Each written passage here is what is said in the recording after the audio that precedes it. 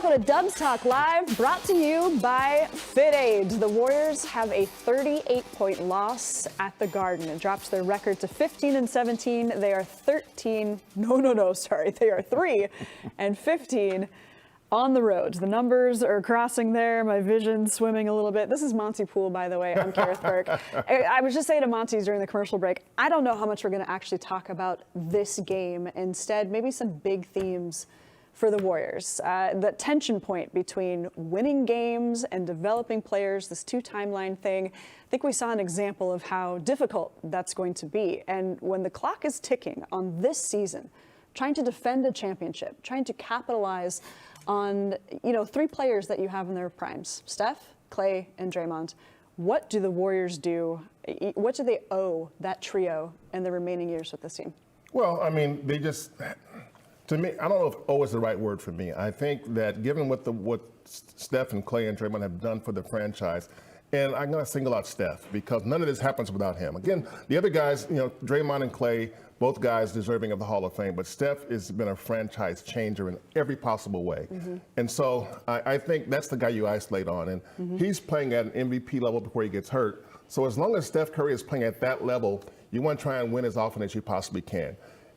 On the other side of that, the Warriors are so deep in the luxury tax that it becomes difficult to find a way to win without disrupting whatever they have. Now, there are some moves they can make. And if they make those moves, and James Wiseman, let's just say it, his name has been mentioned in trade talk. Okay. Now, his trade value is not at the peak. Let's put it that way. And so, but yet he has some tantalizing skills that teams will kind of look at and say, we can work with him on this. Okay. But keep in mind, and I got to isolate on James because he's the guy that people look at and say, if he were better, the Warriors would be better. But they drafted him second overall. Mm-hmm.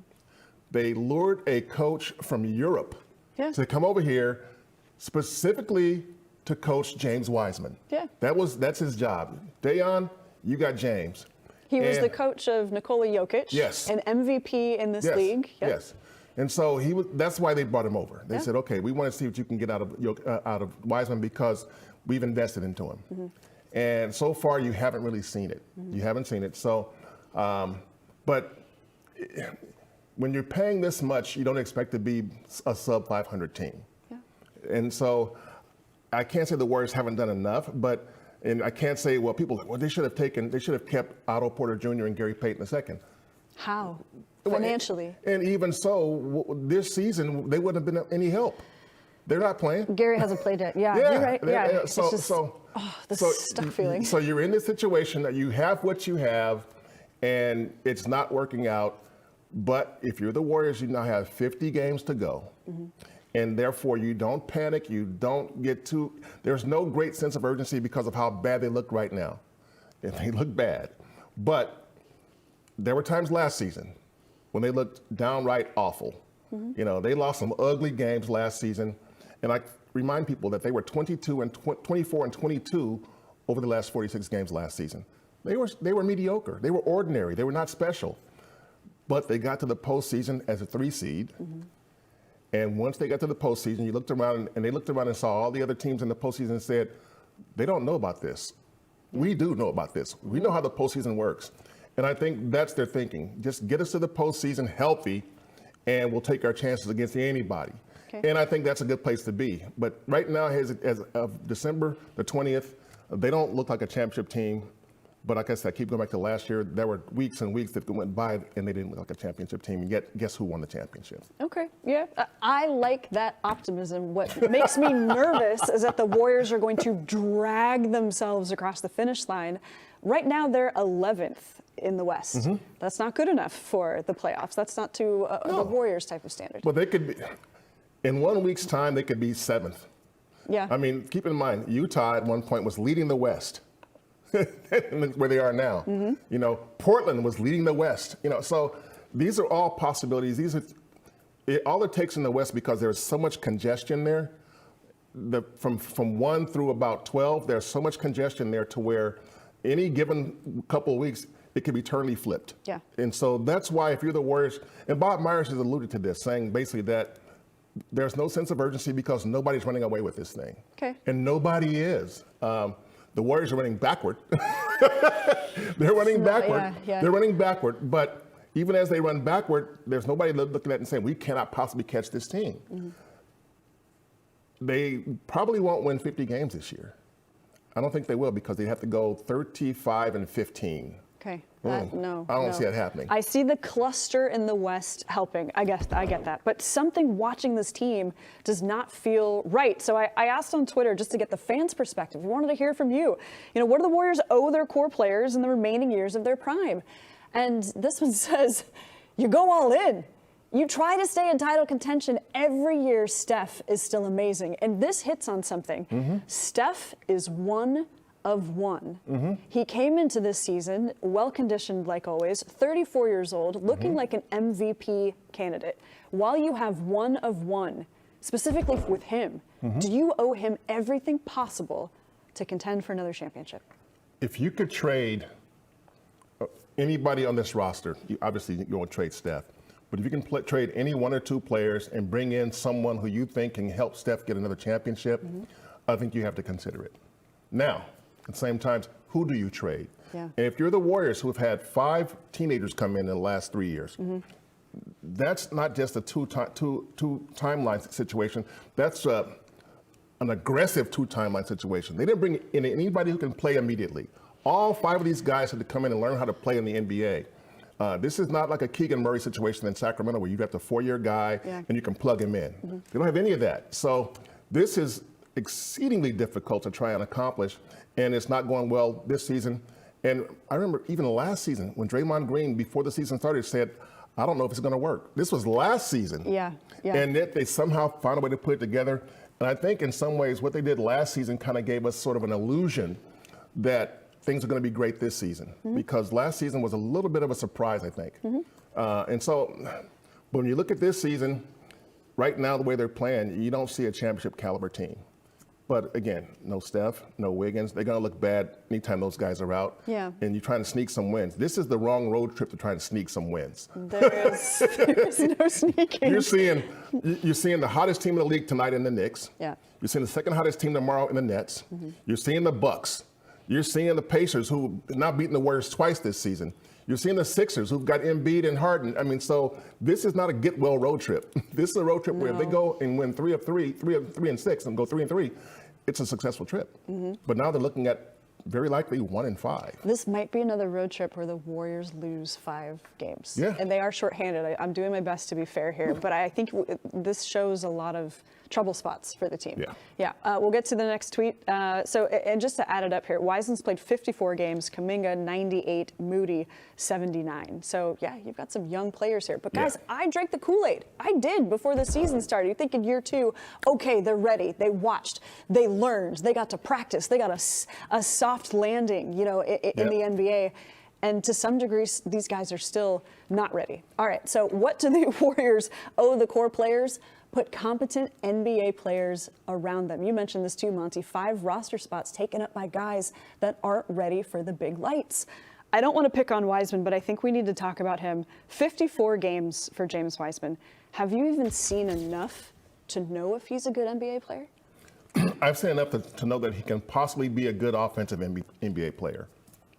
Defensively, that's more complex. And so far, I haven't seen enough to think this guy's going to be a real good defender in the NBA. That's not there. I have not seen that. I'm not going to say he can never be that, but it's not evident right now watching him play. By the same token, if you're looking at guys like Kuminga, I think Kuminga has shown clear signs of progress. And so you're thinking you can probably save him. But what the Warriors don't want to do is draft 5 guys, revamp their entire player development staff, and then say, you know what, we're going to go in a different direction. We're going to trade away all the young guys and go all in on this season, because what if they do and it doesn't work? Then the future looks even more dim than it does right now. And so you can trade 1 or 2 of the young guys, but if you trade 3 or 4, you're mortgaging the future. And if you mortgage the future, you're going to mortgage the future when you have Steph will be 35 next year, Clay will be 33, Draymond will be 33, even if he comes back. And so these are all things that if you're the front office, you're thinking about all these things and wondering, okay, how can we make it work this year without destroying the possibility of what we might have in the future? They have to decide if they're young kids, if these 5 youngsters, and I should say 3, because Rollins and Baldwin are rookies and they don't really factor into it right now. Yeah. But Moody, Kuminga, and Wiseman, you have to ask yourself, are any of these guys that we think can be cornerstones for the future? And I don't know that they can conclusively say that they do have one. Kuminga has shown some flashes, but I don't know that he's the guy. I don't know that he'll ever be the guy. Yeah, yeah. There's just a lot of questions there. Yeah, well, in order to do anything, the money has to add up too, and that's what this fan was kind of talking about. She wanted to know, it would have been worth a few $1 million to take, to keep GP2 and JTA, maybe even D. Lee, who was leading the league, by the way, in three-point percentage. Does the money handcuff the Warriors, even if they arrive at a point where it's like, we need to do something? How much really can they do? Yeah, well, they can do whatever they want. They got to pay for it, though. Well, whose money is this? Yeah, but the Warriors, keep in mind that the Warriors are, when you talk about finances, the Warriors are now the most valuable franchise in the NBA. They're also so far over the luxury tax. They're bringing in revenue in 9 figures. Is $2 billion worth $2 billion? No, the Warriors? No, 8. What? The team is worth 8. I thought it was. I got that wrong. Yeah, I knew it was several billion. Bought for 450. I thought it was $2 billion. It's like every year they go up, Just another billion in the pot. It's like every year they go up. Okay. And so, then no sympathy here regarding money. Yeah, but so when you look at the franchise, the luxury tax they're paying, and you ask yourself, is this worth it? It's not. You're not getting your money's worth. Oh, you're talking about with this roster, you're not getting money's worth. Right. Yes, you're okay. Not. So you ask yourself, okay, how can we get our money's worth? What can we do to give us our money's worth? If that means sacrificing some of the lower salaried guys, like the rookies, the young guys are not making a lot of money right now. Wiseman will make a pretty good chunk next year. Yeah.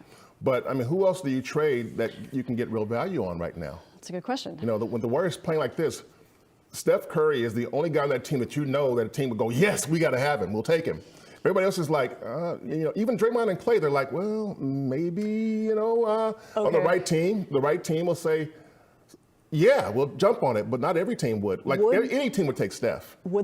He is untradeable. Oh no, exactly. If Joe Lacob trades Steph, he might as well move to Alaska and live in his igloo. I'm saying he can't do that. That's not going to happen. Banished. Would the Warriors really trade Clay or Draymond? It would have to be a dramatic situation. I think at some point there's a chance that sentimentality will go out the window if they keep playing like this. You can ride the sentiment, you can ride the nostalgia of what they've done before only so long. And if you're looking at a team that's 17 and 25, what's nostalgia going to do for you? If you hit the new year and you're 6 below 500, and you're asking yourself, okay, what are we getting from this team? It's possible, but again, the other team has to want to do it, and the salaries have to match. And believe me, nobody in the NBA is desperate to help the Warriors. That's true. That's true. They have not made a lot of friends. Yeah. So there's a counterpoint to this. Steph Curry appreciates his time alongside Clay and Draymond so much that a trade like that would have to run through him. Absolutely.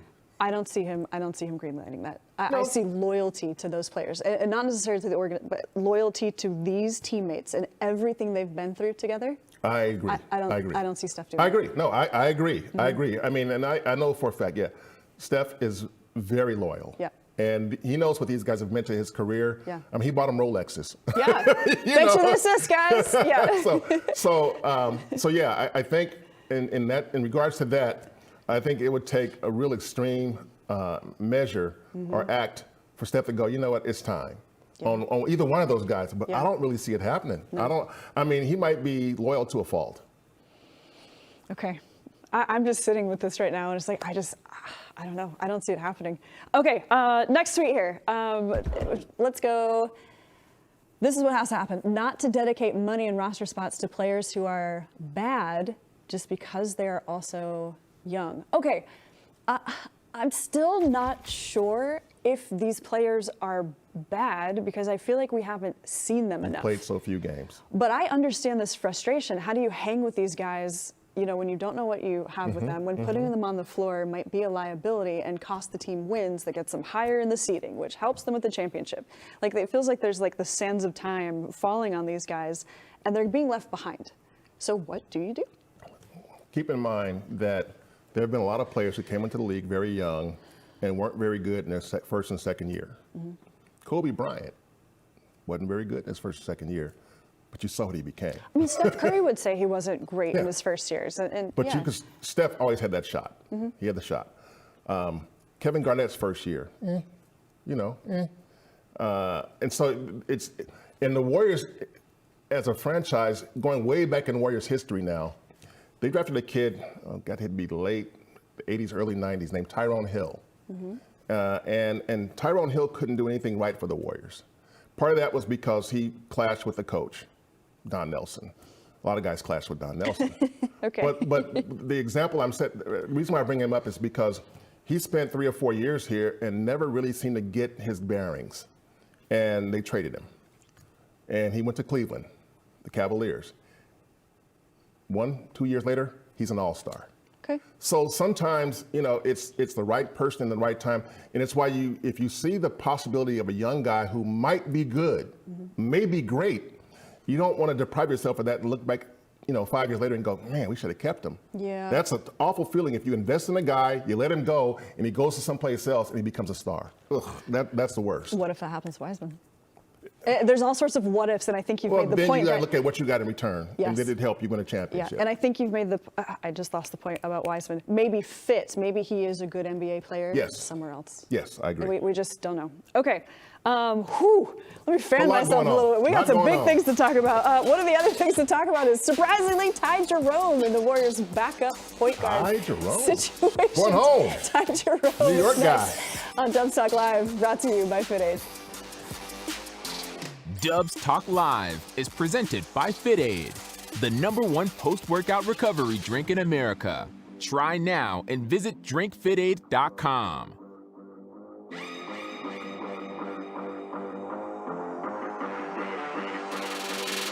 Oh, look at the Knicks. I loved Monte's point about how many teams are going to be willing to help the Warriors. Hey, the supervillains? Yeah, they can try to make as many trades as they want, but the Warriors broke the NBA. Yeah, sure. And I think whenever we talk about trades, it's like, all right, we're going to trade these bums to get a superstar back, and it's like that equation doesn't always. Yeah, let's trade Klay Thompson for Devin Booker. Yeah. Okay. Now again, if those guys are in their prime, you don't do it. But you know, Devin Booker's 25 or whatever he is, and Klay is 32. Why would the Suns do it? Why would they ever do that? It ain't gonna happen. Why Ain't gonna happen. So any No. trades you might talk about, you have to look at the other team and say, why would they do it? Yeah. And the money has to be equal or similar. And so you can always find additional pieces to make the money work. Yeah. That's how they made the Wiggins trade work out. There's the injury concerns for Klay, even though he won a championship when he came back, and he's doing his best this season. For Draymond, is the question like, well, can he fit in another system? Is he sort of dependent on who he's playing around? You'll take his defense, absolutely. Yeah. But just sort of, I think other teams would have questions about the pieces here for the Warriors. Yeah, Draymond has to be on a team that has shooters. Yeah. I mean, his best work on offense is that he finds shooters, and he thrives on finding shooters. And if he's on a team that doesn't shoot well, like the rumor about the Lakers, he wants to go play with LeBron. If he goes to the Lakers, I don't know that Draymond's going to shine there. Yeah. LeBron has the ball. Yeah. And AD is always hurt, and so I don't know that works. The Lakers, their biggest problem is that they don't have shooters. So We just saw Draymond Green have 17 points, 3 of 3 from 3. He can make shots. He didn't tonight, but he can make shots. We're not talking about tonight, Monte. All right, backup point guards.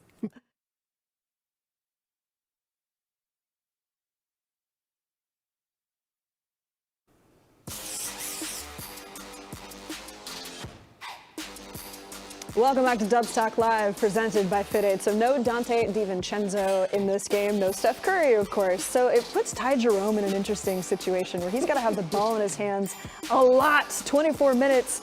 It's not easy to be a Warriors backup point guard. They don't last very long, unfortunately. Okay, you want to choose your fighter? If you could pick a backup point guard for the Warriors to have my options? on this roster, Who would you pick? I could add any one of those 6 guys on this roster. Yeah, I mean, Ty Jerome obviously is on the roster, but yeah. Did you see your options? I know. Yeah, probably Ty. You go with Ty? Because he's got size, and the other guys are all pretty small. Kai Bowman's small. Yeah. Quinn Cook is small. Quinn can shoot, though. I would go with Quinn. He could shoot. I would go with Quinn. He can't stop anybody at all, but he could shoot. Yeah, I would go. He's also a good locker room guy, too. Yes. Do you remember that? Like, Quinn's if you want dude. to talk about culture Really and good work dude. ethic and that sort of thing. Not to say that Ty Jerome doesn't have that. I'm just saying, if we're going to Quinn's a plus locker room guy. If we're going to pick. But if Quinn, his locker room presence was enough to keep him in the NBA, he'd be there in the NBA. Yeah. And so, but he can shoot it.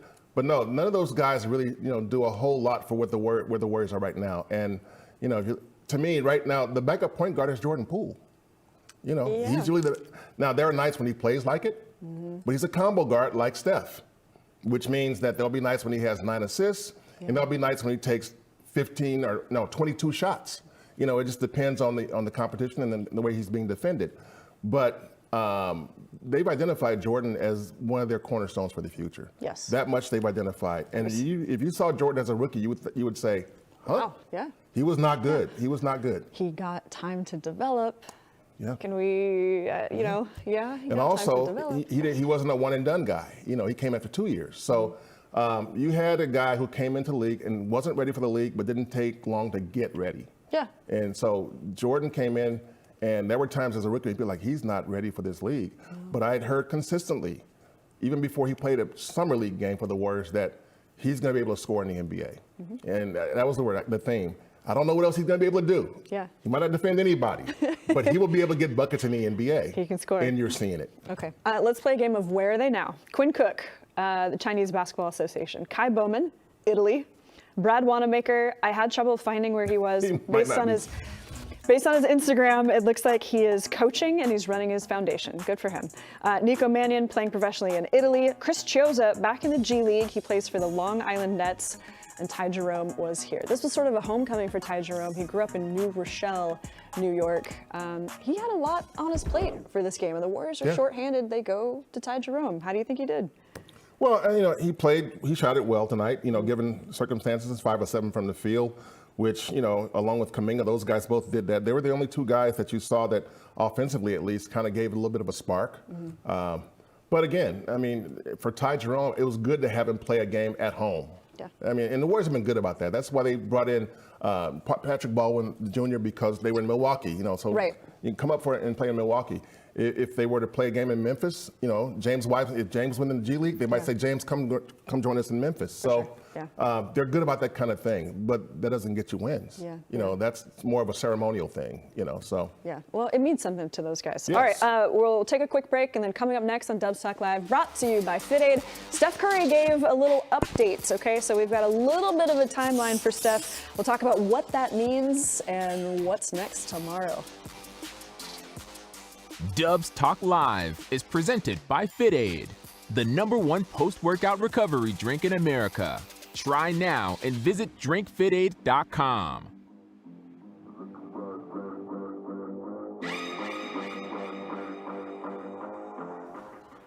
All right, back on YouTube. Hello, my friends. I see the usual names in here. Thank you for following along. I see a Sky Bowman reference.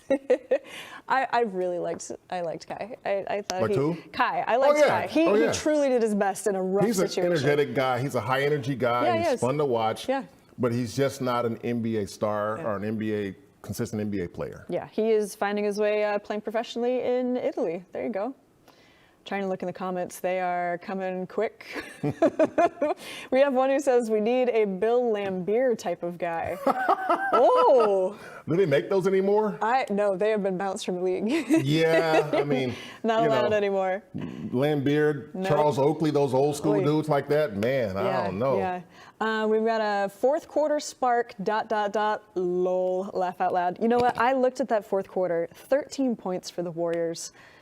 When you have a collection of guys who was yearning to be on the floor, and that's what they did at Madison Square Garden, and you can tell they were discombobulated to use. There was no organization. Like, who was the offensive initiator and who's doing what? But I felt like they didn't have the hunger that they needed. There was when no they were out center. there. There was no centerpiece. I mean, no one to sort of That's organize disappointing. and get guys together. And again, the game was going to be, it was ugly. It was over before they even got out there. Yeah. And so But then that's where you've got play free. Yeah. But now you've got G League. Well, I mean, Patrick Baldwin Jr. played free. I mean, he played 8 minutes and took 6 shots. Let him fly, my guy. Why not? Yeah. So he Sure. played free. Yeah. But obviously, these guys have not played much together. Yeah. Because some been in G League, some been with the Warriors. Yeah. And in any case, they're not getting regular minutes. Yeah. All right, we're back in just a second. Thank you, everybody, for tuning in on YouTube tonight.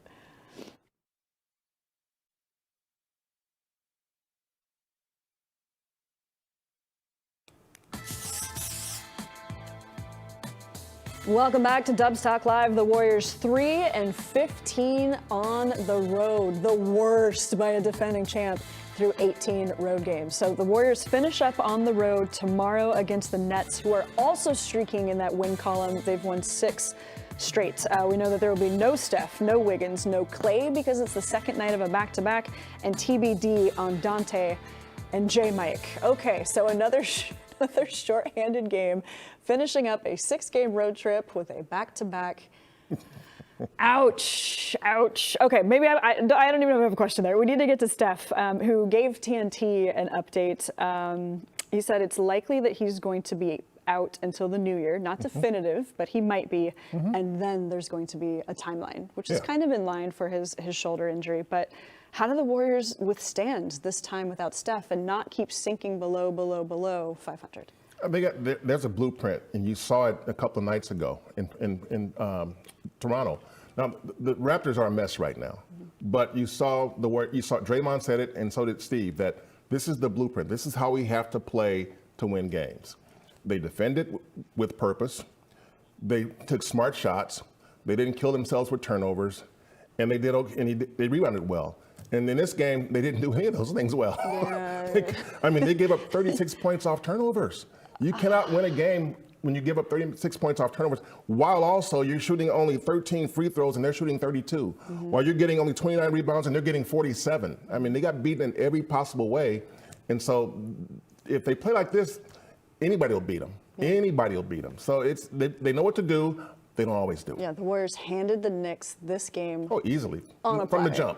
From the jump. Yeah. That's unfortunate. Never led. Because the Garden is a special place to play. Guys really like going there. Yeah. They want to put on a show at the Garden. And I think at this stage, the Warriors just want to come home. They just want to come home. Go see KD, say hi, and get ready to come home. All right. Hey, don't forget on Dubs Talk, the podcast, an exclusive interview with Steve Kerr brought to you by our Dalton Johnson. He's been traveling with the team. It'll be nice to see him when he comes home, too. Oh, he'll be happy. All right, guys. Thanks for watching Dubs Talk. We'll see you back here soon.